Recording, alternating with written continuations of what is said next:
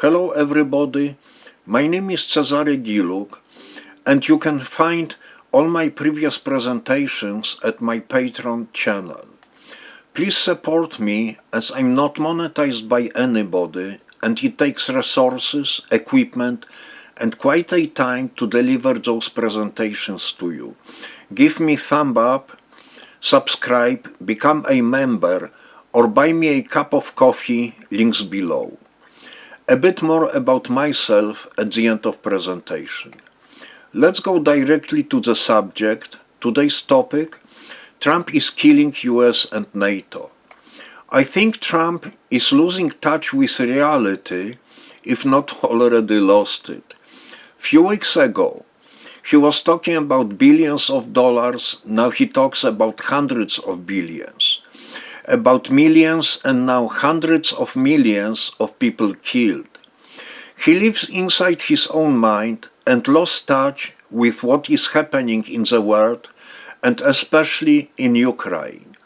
He even recently blamed Zelensky for the war with Russia.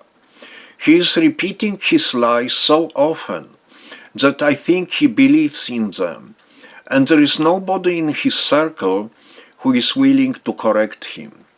Trump is kissing Putin's boot during Trump and Putin negotiations. Excluding Ukraine shows and proves that Trump does not care about real situation on the front lines and who is guilty party at the war. He stated that if there would be forces in Ukraine protecting borders after peace agreement, there would be no American forces and European forces and countries involved would not be covered by Article 5. China, Russia and Iran are watching, listening and learning. One of the world power of US and NATO is unity and support of each other. Threat of implementing Article 5 was holding aggressors like Russia, China and others back from aggressions due to the chance of NATO getting with its mighty power involved. Trump's declaration shows that there is no more unity in NATO and it will not protect its members, as military and countries involved as peace forces protecting Ukrainian borders will not be protected by Article 5. In my previous presentations, I talked about NATO being not partnership but dictatorship, where US President is a dictator. Biden and Trump's action fully proved this point.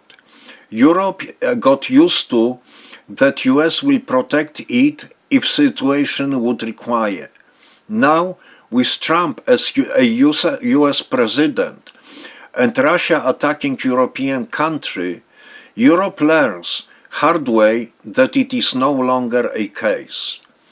There are discussions in EU about allowing countries to spend more on defense and military without penalties if they go over allowed debt threshold, and in nearest time they should be finalized. And Europe will be able to spend more on military and helping Ukraine to fight Russian aggression. In one of my previous presentations, I also talked about Europe needing its own military organizations like NATO, but functioning under joint command of European forces, not one person's dictatorship. Trump is bullying world with tariffs, but eventually situation will be as with the bully. He always has group of followers, but when time comes, his followers leave him, and he is left alone.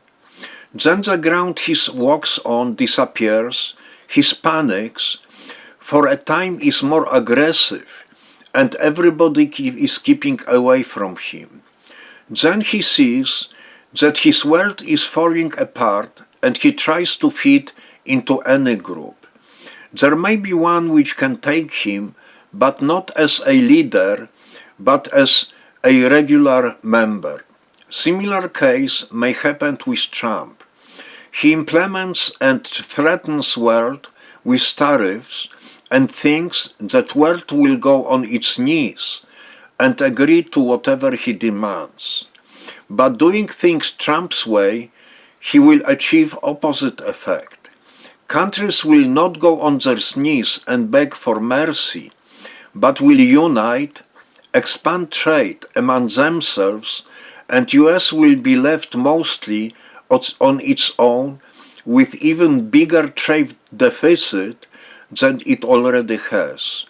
And countries will also impose retaliatory tariffs on US, what will hurt US economy. And the country who will gain most from it is China. And when US will be weakened enough, China will try to implement what China is dreaming for many years about. International monetary payment systems based not on US dollars, but on Chinese yen. And then it will be the end of the world as we know it now. People and countries should spend less time talking about what Trump said or is doing, but implementing protective measures, like moving trade from US to among themselves, implementing their own military structures. Most of European countries are in Nato and are used to structure. What is needed for Europe is to organize NATO-like structure of European armies with European headquarters, and not dictatorship, but democratic structure, not allowing just one country to block another country to become a member, or not allowing for action most countries agree on, because 100% consent is required. Vote of, let's say, 80% of members' majority should allow for democracy in the organization. Putting it all together, Trump is kicking Putin's butt and playing hardball with Europe and world with tariffs, not allowing Ukraine or any other European countries to get involved in negotiations. But it is a short-time goal, as European countries are already talking among themselves. US and NATO, thanks to Trump politic, is in freefall. If Trump will align himself and US with Putin, it opens door to terrorist countries to do as they are pleased. An extremely strong point is for European Union to release Russian funds frozen in Europe to Ukraine and to organize their own NATO-like military force, like NATO structure, but independent from US and NATO. And to increase tariffs and